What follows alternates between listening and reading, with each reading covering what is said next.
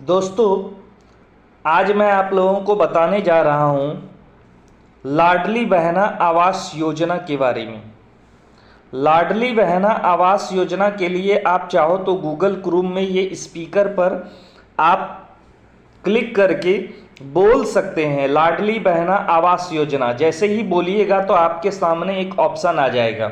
नहीं तो फिर आपको क्या करना है, यहाँ देखिए नीचे में ये इंग्लिश टू हिंदी लिखा हुआ रहता है। इसमें आप इंग्लिश भी सिलेक्ट कर सकते हो, लैंग्वेज अपना।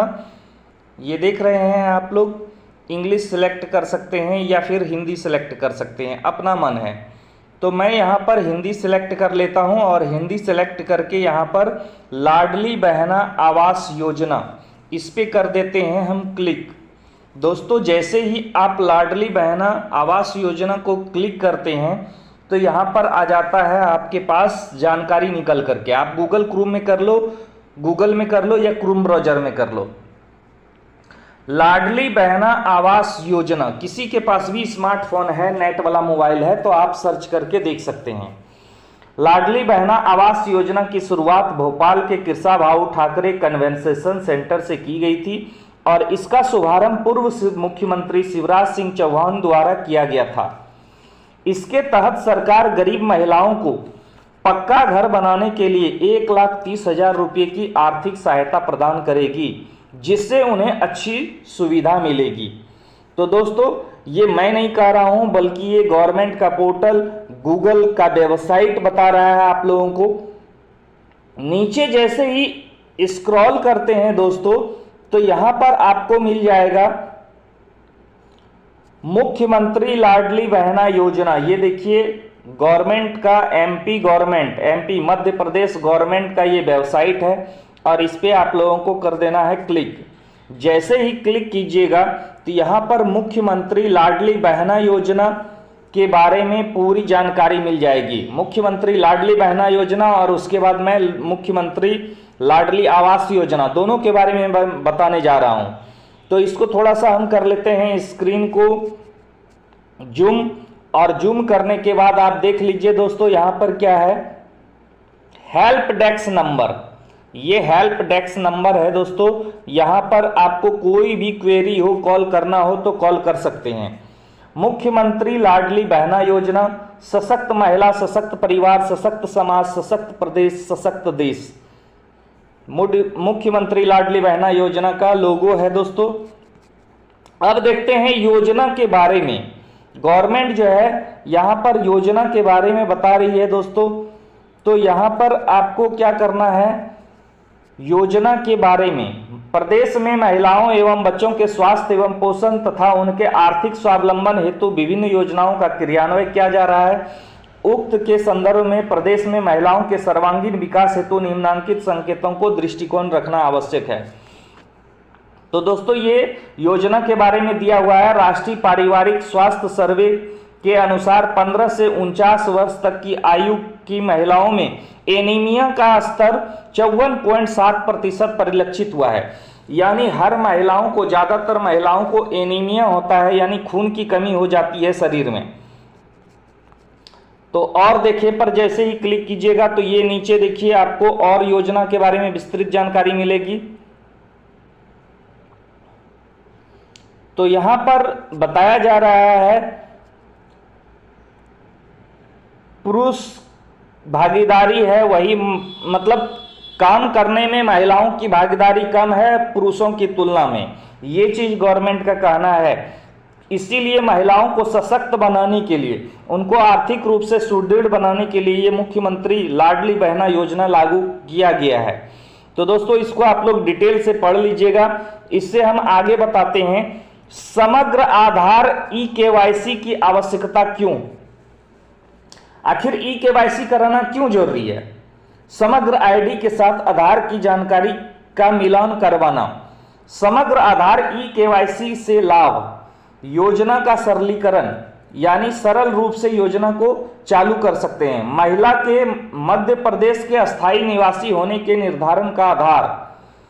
ई-केवाईसी होने से आधार समग्र से लिंक हो जाएगा, जिससे समग्र की डुप्लीकेसी खत्म होगी। यानी कोई भी व्यक्ति डुप्लीकेट नहीं कर सकता है, इसीलिए ई-केवाईसी जरूरी है। और ई-केवाईसी यदि नहीं होगा आपका तो आपको इस योजना का लाभ नहीं मिल पाएगा। तो दोस्तों यहां पर देख पा रहे हैं ई-केवाईसी, यदि आपकी समग्र ई-केवाईसी नहीं है तो यहां पर क्या क्या करना होगा ई-केवाईसी करने के लिए। बहनें अपने पास के किसी भी राशन की दुकान, MP online centre, CSC kiosk में जाकर अपनी ई-केवाईसी करवा सकते हैं। इसके लिए बहनों को कोई भी राशि नहीं देना होगा। सरकार प्रत्येक ई-केवाईसी के लिए सीधे कियोस्क को 15 रुपये दे रही है। आधार लिंक डीबीटी सक्रिय व्यक्तिगत बैंक खाता क्यों आवश्यक है। दोस्तों यदि आप इस योजना का लाभ लेना चाहते हैं तो ई-केवाईसी भी आपका कंप्लीट होना चाहिए और आधार लिंक होना चाहिए। डीबीटी सक्रिय व्यक्तिगत बैंक खाता, यानी आपके खाते से आधार लिंक होना जरूरी है, नहीं तो फिर आपको इस योजना का लाभ नहीं मिल पाएगा। क्यों? योजना में आधार के माध्यम से भुगतान प्रक्रिया डीबीटी अपनाई गई है, क्योंकि इस प्रक्रिया में भुगतान सफल होने की दर न्यूनतम है। स्वयं के आधार लिंक तथा डीबीटी सक्रिय बैंक खाते में भुगतान होने से पैसे सीधे बहनों के खाते में जाएगा, हाथ में जाता है। बहनें परिवार की आवश्यकता अनुसार राशि का उपयोग करने हेतु स्वतंत्र होगी। बहनों के हाथ में पैसा आएगा तो परिवार के निर्णय में उनको महत्व मिलेगा। यानी कहने का मतलब है जब महिलाओं के हाथ में पैसा जाएगा तो वो जो निर्णय लेंगी तो अपने हिसाब से वो निर्णय ले सकती हैं, यानी परिवार का उनके ऊपर कोई दबाव नहीं होगा। लाभ मिलने से बहन अपने स्तर से छोटे छोटे व्यवसाय शुरू कर सकेंगी जो उन्हें आर्थिक रूप से स्वावलंबी बनाएगा। तो ये थे दोस्तों कुछ लाडली बहना योजना के बारे में। अब यहां पर स्क्रॉल करते हुए हम आगे चलते हैं तो देखिए यहां पर कुल आवेदन देखिए यहां पर इतना आया हुआ है और कुल प्राप्त आपत्तियां, यानी इतने लोगों को रिजेक्ट कर दिया गया है। और कुल पात्र आवेदक, यानी इतने लोग जो है पात्र आवेदक जो है हैं जिनको इस योजना का लाभ मिलेगा।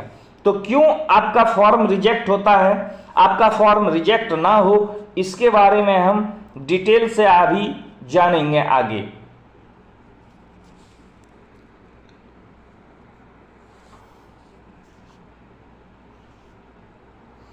आवश्यक दस्तावेज।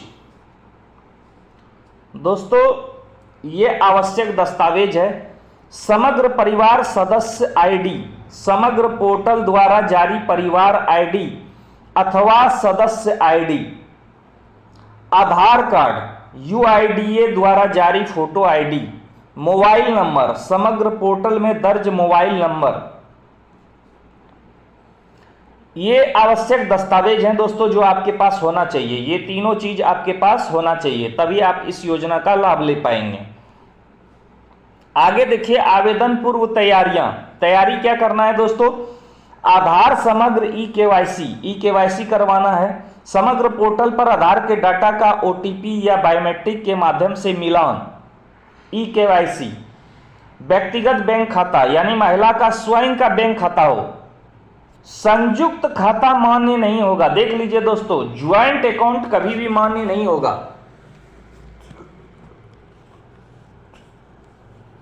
तो पर्सनल अकाउंट होना चाहिए और बैंक खाता आधार लिंक एवं डीबीटी सक्रिय, यानी महिलाओं के स्वयं बैंक खाते में आधार लिंक एवं डीबीटी सक्रिय होना चाहिए, तभी आप इसका लाभ ले सकेंगे। आगे देखते हैं दोस्तों योजना के उद्देश्य। योजना का उद्देश्य क्या है? महिलाओं के स्वावलंबन एवं उनके आश्रित बच्चों के स्वास्थ्य एवं पोषण स्तर में सतत सुधार को बनाए रखना, महिलाओं को आर्थिक रूप से अधिक स्वावलंबी बनाना। और क्या है दोस्तों? परिवार स्तर पर निर्णय लिए जाने के में महिलाओं की प्रभावी भूमिका को प्रोत्साहित करना। अब देखते हैं आवेदन प्रक्रिया। आवेदन प्रक्रिया क्या है, कैसे आखिर आवेदन कीजिएगा तो आपको लाभ मिलेगा। तो आवेदन प्रक्रिया जो है, आवेदन फॉर्म ग्राम पंचायत, आवेदन फॉर्म ग्राम पंचायत वार्ड कार्यालय कैंप स्थल पर उपलब्ध होंगे। यानी आपको ग्राम पंचायत में, वार्ड कार्यालय में, आप वार्ड से भी ले सकते हो आवेदन फॉर्म, आपको आवेदन फॉर्म मिल जाएगा आसानी से। दूसरा देखिए, कैंप स्थल ग्राम पंचायत वार्ड कार्यालय पर आवेदन फॉर्म की लाडली बहना पोर्टल ऐप में प्रविष्टि की जाएगी। आवेदन फॉर्म की प्रविष्टि के दौरान महिला का फोटो लिया जाएगा। तो महिलाओं का फोटो होना आवेदन फॉर्म में बहुत जरूरी है। आवेदन फॉर्म की प्रविष्टि के बाद प्राप्त ऑनलाइन आवेदन क्रमांक को पावती में दर्ज करके आवेदक को दिए जाएंगे। यानी आवेदन फॉर्म जब आपका ऑनलाइन जमा हो जाएगा तो आपको पावती, रिसीप्ट यानी रसीद मिलेगा। दोस्तों आगे देखते हैं क्या कहती है इसमें। पात्रता, आखिर कौन कौन लोग पात्र होंगे इस योजना का लाभ लेने के लिए।